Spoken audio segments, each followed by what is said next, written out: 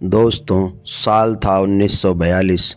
शाम का समय, नैनीताल की ठंडी वादियाँ और चारों तरफ गहरा होता अंधेरा। संपूर्णानंद तिवारी बस पकड़ने के लिए दौड़ते हुए स्टेशन पहुँचे, लेकिन किस्मत देखिए, बस निकल चुकी थी।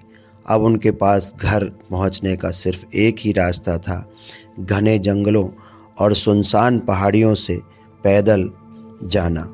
लेकिन उस रास्ते में एक जगह थी जिसका नाम सुनते ही लोगों की रूह कांप जाती थी, जिसका नाम था खुफिया डांड। कहा जाता है कि वहाँ भूत प्रेतों का वास है। डरते डरते भगवान का नाम लेते हुए संपूर्णानंद जैसे ही उस जगह पहुँचे, अचानक उनकी नज़र सामने पड़ी। एक विशाल सी आकृति, पूरा शरीर कंबल में लिपटा, निर्जन नाले के ऊपर खड़ी हुई। संपूर्णानंद के पैर कांपने लगे। उन्होंने सोचा, आज तो भूत से सामना हो गया।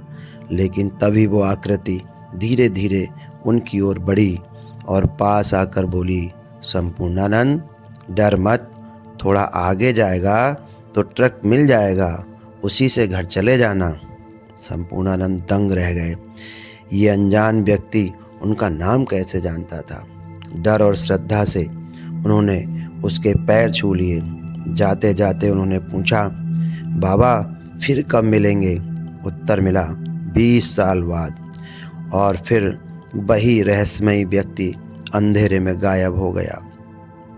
20 साल के बाद भविष्यवाणी सच हुई। साल था 1962। संपूर्णानंद के बच्चे घर के पास खेल रहे थे। तभी एक कार आकर रुकी।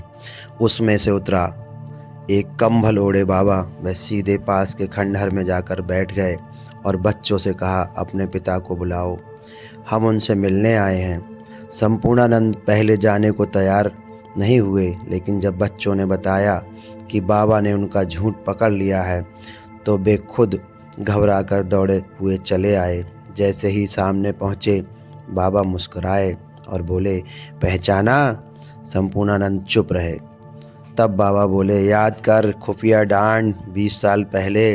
ये सुनते ही संपूर्णानंद के शरीर में सिहरन दौड़ गई। उन्हें सब याद आ गया। और फिर बाबा ने कहा, मैं तेरे कैंची में मंदिर बनवाऊंगा। और वही स्थान आगे चलकर बना विश्व प्रसिद्ध कैंची धाम। और वो रहस्यमयी बाबा कोई और नहीं, स्वयं नीम करौली बाबा थे। नीम करौली बाबा का असली नाम था लक्ष्मण नारायण शर्मा। जन्म हुआ लगभग 1900 में उत्तर प्रदेश के अकबरपुर गांव में। बचपन से ही उनका मन पढ़ाई में नहीं बल्कि राम नाम और भक्ति में लगता था। सिर्फ 11 साल की उम्र में उनका विवाह कर दिया गया, लेकिन उनका मन संसार में नहीं था। एक दिन वे बिना बताए घर छोड़कर निकल पड़े और पहुँचे गुजरात। वहीं उन्होंने संतों के बीच साधना शुरू की और उनका नाम पड़ गया लक्ष्मण दास बाबा। लोग उन्हें सिद्ध पुरुष मानते थे, लेकिन बाबा का स्वभाव बहुत अनोखा था। वो बच्चों के साथ कबड्डी खेलते, गुल्ली डंडा खेलते, आम खाने की शर्त लगाते, मजाक करते और कभी कभी ज़ोर से डांट भी देते। लोग सोचते ये संत हैं या एक साधारण इंसान। यही उनकी सबसे बड़ी लीला थी।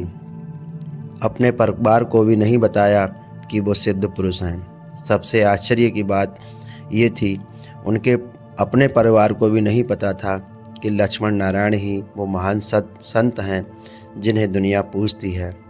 घर पर वो एक तक सख्त पिता की तरह रहते थे, लेकिन जब भी कोई बच्चा बीमार पड़ता, वे अचानक पहुंच जाते, जैसे उन्हें पहले से ही सब पता हो, क्योंकि वे हर समय राम नाम जपते रहते।